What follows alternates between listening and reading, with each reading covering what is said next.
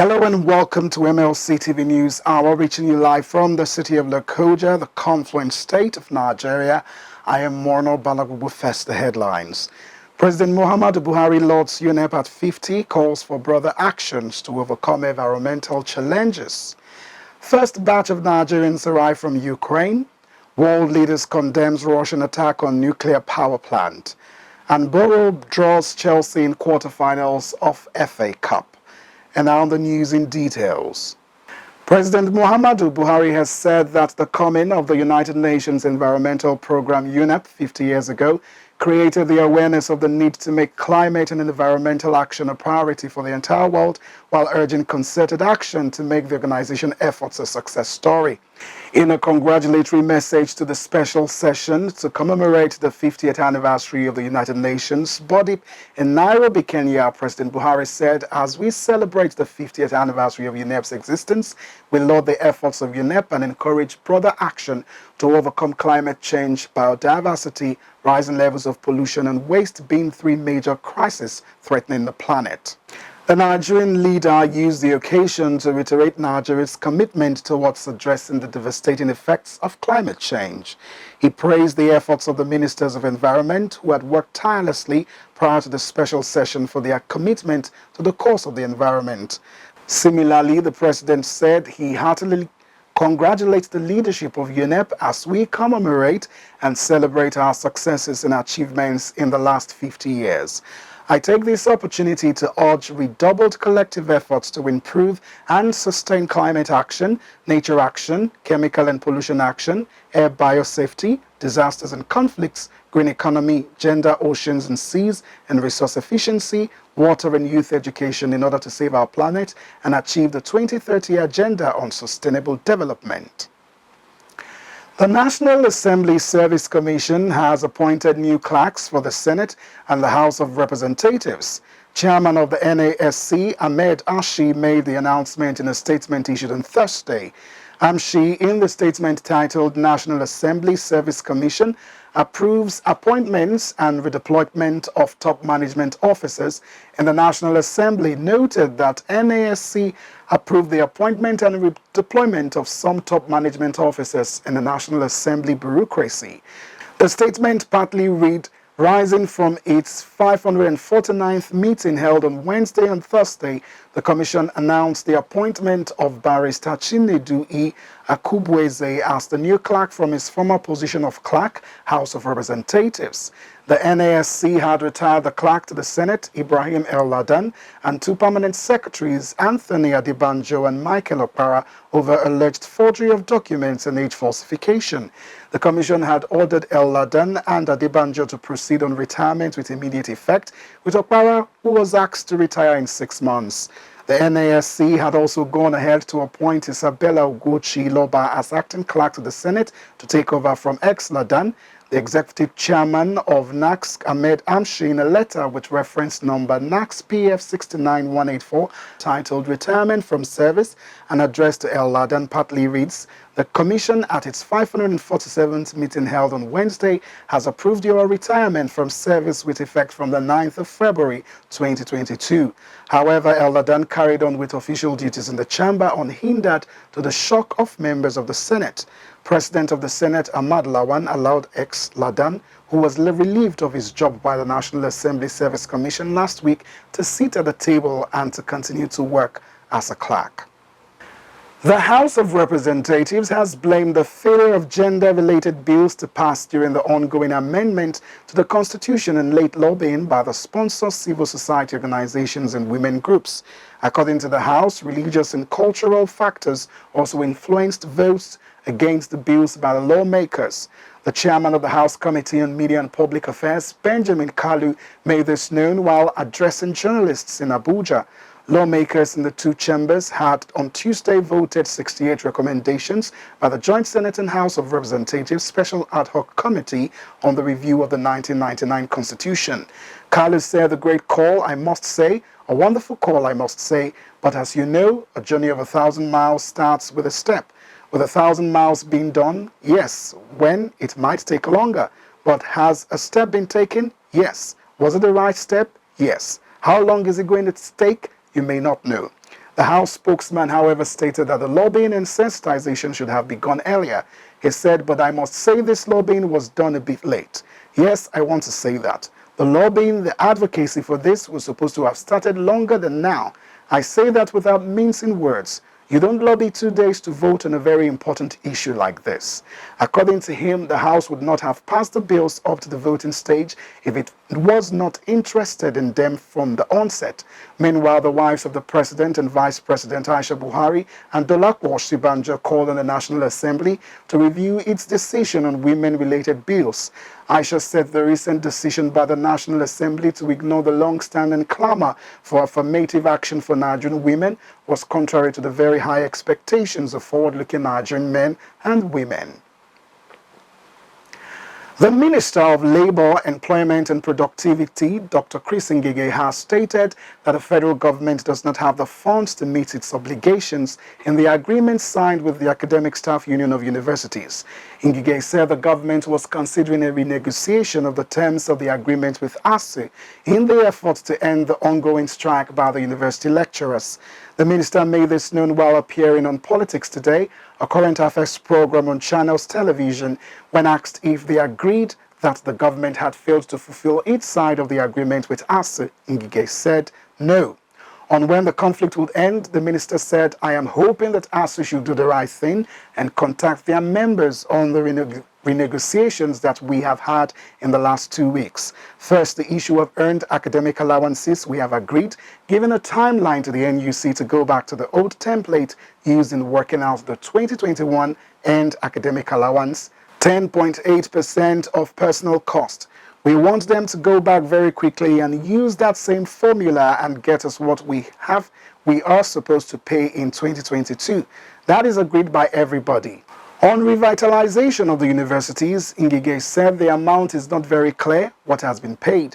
He said the actual amount paid is being determined. On the release of the 1.3 trillion naira between 2013 and 2018 to revitalize the universities, with 200 billion naira released in 2013 and only 70 billion naira released in the last 7 years, the minister, who noted that government is a continuum, stated that the 1.3 trillion naira was promised by the Goodluck Jonathan administration. According to him, oil was selling at between $100 and $120 per barrel then, while the revenue of the federation was rich.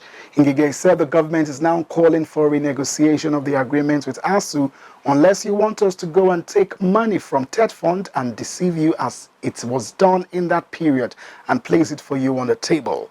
Meanwhile, the Federal Ministry of Education has constituted another committee to renegotiate the 2009 agreement with ASU.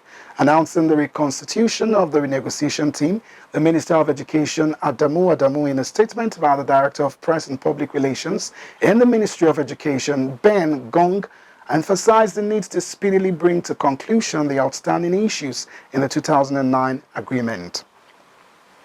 First batch of Nigerians stranded in Ukraine has arrived in the country. They arrived from Romania on Friday morning. The chairman of the Nigerians in Diaspora Commission, Abba Kyari, confirmed this in a tweet. She said first batch of Nigerians from Ukraine arrived at Nnamdi Azikiwe International Airport, Abuja, from Romania at 7:10 a.m. We'll go on a short break. We'll be right back. Please do stay with us. Every country has its peculiar system of government. In Nigeria, we practice democracy, and this is applicable in some countries across the globe, including the United States of America.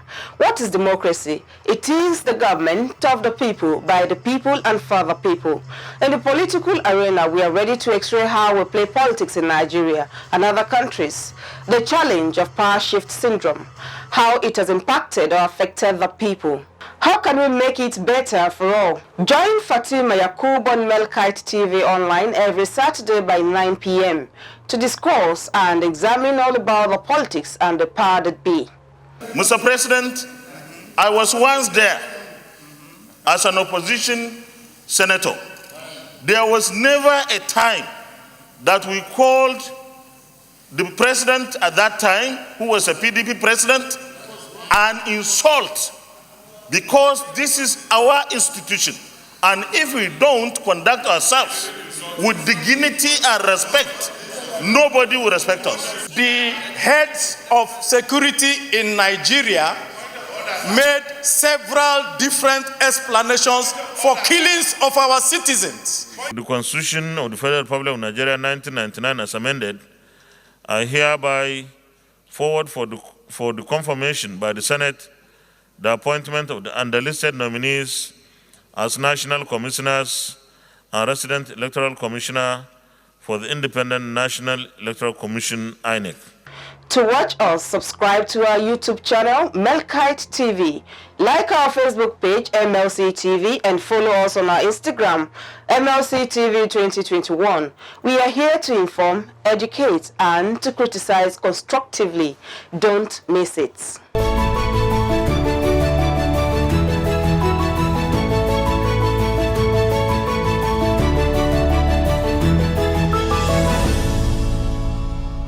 Glad to have you back with us.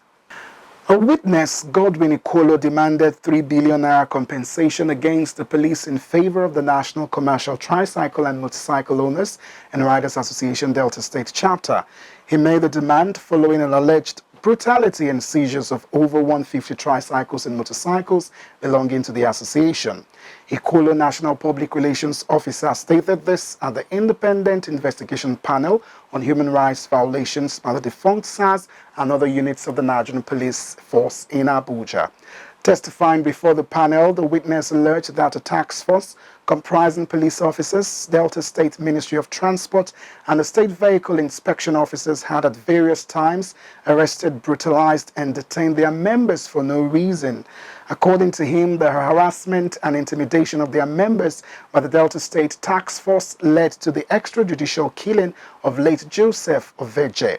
He also stated before the panel chaired by Garba Tetengi on behalf of the chairman, Justice Suleiman Galadima, that the Delta State Task Force, working with the police and other agencies of government in the state, had impounded over 150 tricycles and motorcycles belonging to his association and refused to release them till date.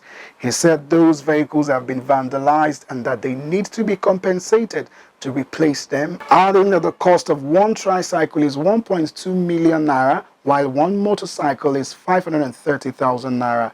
The witness informed the panel that NCTA MORA members in Delta State have been maliciously prosecuted amid other alleged forms of human rights violations.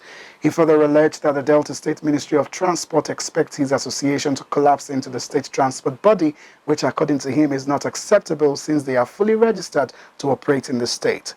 Counsel to the complaints, D. Farage, who led the witness in his testimonies, agreed with the panel that Ikolo's testimonies were enough and therefore there might not be any reason to call more witnesses.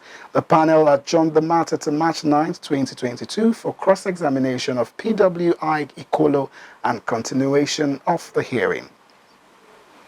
And on to politics. Former Governor of Lagos State and presidential aspirant Asiwaju Bola Tinubu said Nigeria needed a competent leader who could unite the people, tackle insecurity, and revive the debilitating economy. Tinubu, who was in Ekiti State as part of the ongoing consultation for the 2023 presidential election, said he decided to consult the traditional rulers before declaring because of the enormous respect he placed in culture and tradition. He said, "I'm contesting this race to renew the hope and make the future great for our children." It was carnival-like at the palace of the Ewi of Ado-Ekiti, Oba Adejugbe, as people gathered for hours, signing, dancing and praising the all-progressive national leader as they awaited his arrival to meet with the monarch. Tinubu, accompanied by Ekiti State Deputy Governor PC Egbeyemi, who said he represented Governor Kayode Fayemi and chieftains of the Southwest Agenda for Tinubu 2023, led by Dayo Adeyeye, earlier met with the Ekiti State Council of Traditional Rulers at their chambers in the capital city. He said, "We have struggled for democracy and today we have democracy, but we are not stable yet. There is insecurity, hopelessness, lack of education, and suffering in the land. By now we should have a good farming system and opportunities to produce for our nations to buy." The Traditional Council chairman, the only son of his son Ikiti, Oba Yodeli Adejuwon, who said there was nothing wrong with Tinubu's aspiration, said the constitution permitted every qualified Nigerian to aspire for any position, saying God will help you realize your ambition. Speaking at his palace, the Ewe of Ado-Ekiti, Oba Adeyemo, who appreciated Tinubu for teaching people how to fish and for his exploits in Lagos State, said, "That is why I believe you, Tinubu, when you said you would turn the situation of Nigeria around for good." Meanwhile, the group of Yoruba Ronu has called on traditional rulers in the southwest to support Tinubu's aspiration. The group said Tinubu deserved the support of the Yoruba people and urged the monarchs to give him their support. And now on to crime. The attempt by the federal government to extradite embattled Deputy Commissioner of Police Abba Kyari may have hit a brick wall as there are pending charges against him before Federal High Court by the National Drug Law Enforcement Agency. Kyari has been in NDLEA custody since February 14th for attempting to sell 25 kg of cocaine, which was seized from some drug dealers. The NDLEA had also accused him of being a drug kingpin. The Attorney General of the Federation, Abubakar Malami-San, had in a statement by his media aide Umar Gwandu stated that the Nigerian government was willing to extradite Kyari to the United States, where he has been indicted for his role in an international fraud involving notorious scammer Ramon Abbas, aka Ray Hushpuppi. However, a few hours later, the NDLEA revealed that it had filed 8 counts against Kyari before a federal high court on Monday and that Kyari will be arraigned on the 7th of March. And now to the news from the foreign scene. World leaders have accused Russia of endangering the safety of an entire continent after its forces shelled a nuclear power station in southern Ukraine. A fire broke out at Zaporizhzhia nuclear plant, the largest in Europe, after it was attacked by Russia. Authorities say the facility is now safe and radiation levels are normal. But UK Prime Minister Boris Johnson said the reckless attack could directly threaten the safety of all Europe. US President Joe Biden urged Moscow to stop its military activities around the site, while Canada's Prime Minister Justin Trudeau said the horrific attacks from Russia must cease immediately. All 3 leaders spoke to Ukraine's President Zelensky by phone. Mr. Zelensky meanwhile accused Russia of resorting to nuclear terror and wanting to repeat the 1986 Chernobyl disaster. Workers at the plant said the fire, which has since been extinguished, broke out at a training building outside the plant's perimeter and that only one of the plant's 6 reactors were operational. The UN's nuclear watchdog, the International Atomic Energy Agency IAEA, said the fire had not affected the plant's essential equipment and there was no increase in the radiation level. But the IAEA said it was full 24/7 response made due to the serious situation at the power station. Ukrainian emergency services said initially they were blocked from getting to the scene of the blaze, prompting President Biden to publicly call on Russia to allow firefighters into the site. Boris Johnson said he would seek an emergency meeting of the UN Security Council on Friday over the attack. Western ministers will hold crisis talks in Brussels on Friday as they seek to show their support for Ukraine. UK Foreign Secretary Liz Truss called it one of the biggest days of diplomacy, with allies prepared to tighten the vice around Putin's war machine by targeting the Russian economy with more sanctions.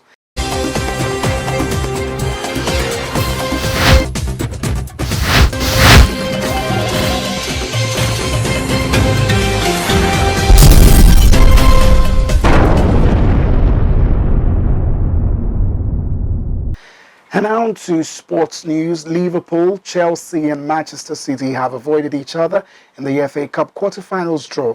Chelsea will travel to Middlesbrough, who have already knocked out Tottenham and Manchester United in successive rounds. Southampton will host Manchester City and Liverpool will play the winner of Nottingham Forest and Huddersfield Town, who play each other in the 5th round on Monday. Crystal Palace will play Everton in the other tie after Frank Lampard's side beat non-league Boham Wood 2-0 thanks to 2 goals from Solomon Rondon. The ties will be played between Friday, March 18th and Monday, March 21st. The FA Cup quarterfinals draw: Middlesbrough versus Chelsea, Southampton versus Manchester City, Crystal Palace versus Everton, Nottingham Forest Huddersfield Town versus Liverpool.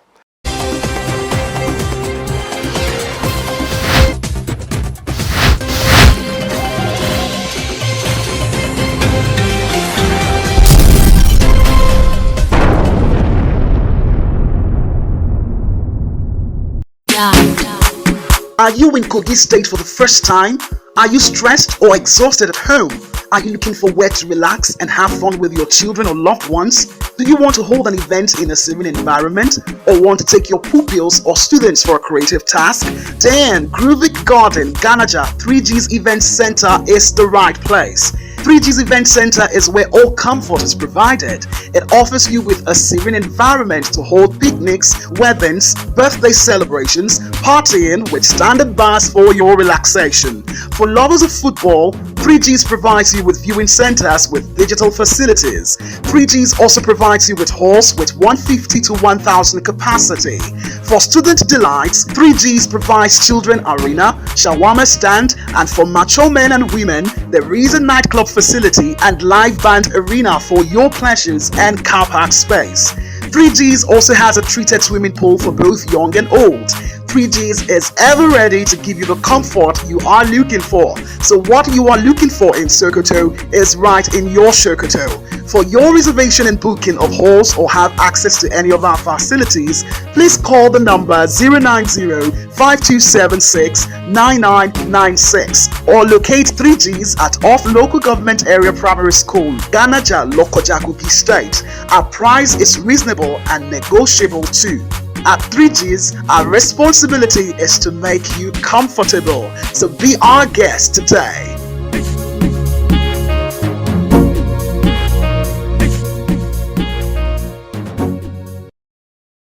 And that is our package for today. Join us on Monday, the same hour, to watch our news as we give you updates and happenings within and across the globe. Don't forget to subscribe to our YouTube channel, Mlc TV. Like and follow our Facebook page, Mlc TV, Instagram, Mlc TV 2021, Twitter at Mlc TV 1. For your event coverage, information contribution, adverts and sponsorship, please call the numbers now displayed on your screen. Join us Friday and Saturday to watch our special programs. Friday 9 p.m. Local Government and You, Saturday 7 p.m. Family Affairs, and Saturday 9 p.m. Political Arena. It's Mlc TV, reaching everywhere, informing everyone. I am Mono Balagubu. Continue to be your brother's keeper and build a united and peaceful society. Good evening and see you on Monday.